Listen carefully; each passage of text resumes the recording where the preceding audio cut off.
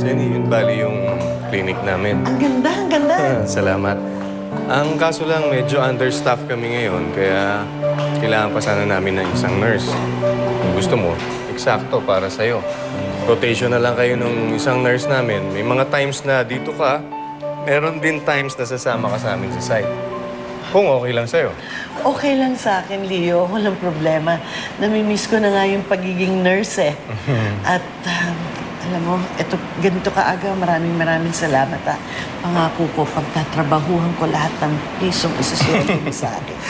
Okay lang yun, Senny. Alam ko naman yun eh. Ang importante, at least ngayon kahit pa paano may trabaho ka habang naghahanap ka ng mas magandang trabaho. Salamat.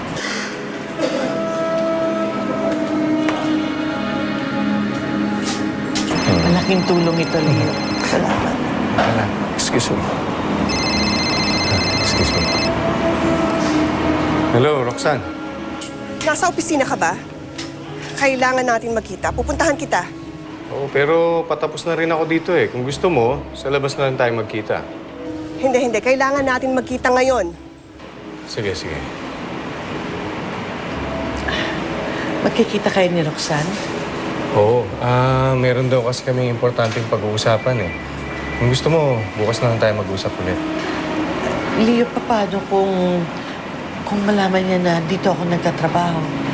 Baka paalisin niya Ay, ako. hindi. Huwag mo na alalahanin yun, Senny. Ako nang bahala doon. Huwag mo nang problemahin. Oh, sige. I really have to go. Thank sige. you. Thank Okay, you, Senny. Leta. Thank you. Okay. Prince, sandali. Vanessa, pwede ba tama na? Tumigil ka na. Bakit? Bakit ako titigil? Bakit ako titigil kung mahal kita? Vanessa, huwag mo nang pahirapan yung sarili mo. Kami na kayo ni Lyra. Tapos na tayo. Hindi tayo tapos hanggang hindi ko sinasabing tapos tayo.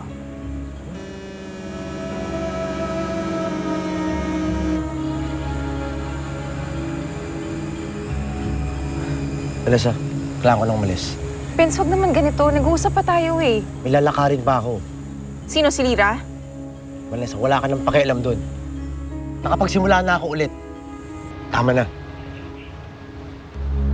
Basta ako, nag-uumpisa pa lang ako. Makikita mo, Prince, nagsisimula pa lang ako.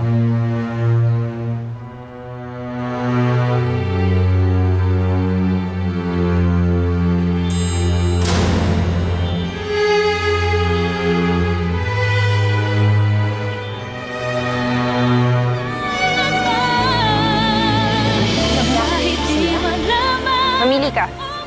Magkakahiwalay kayo ng anak mo. O paghihiwalay mo si Prince at si Lyra. May problema mo ba? May problema ako tungkol sa inyo ni Prince. Oo. Siya ho, ang babaeng nakita kong tumutulong sa anak niyo. Iniisip niya hindi nagtutugma yung statement mo at saka yung dun sa nakasagasa. May access si Aling Zenny sa records, kaya posible na alam niyang pwede niya makuha yung puso ni Angeline. Pero hindi naman natin alam kung may maniniwala kay Vanessa. Mars, huwag mo minamalit ang bata mo. Desperado na siya makakuha ng puso para sa anak niya. May motibo kaya hinayaan niyang mamatay ang anak ko. Ang nagawa ka nila, itago ang sikreto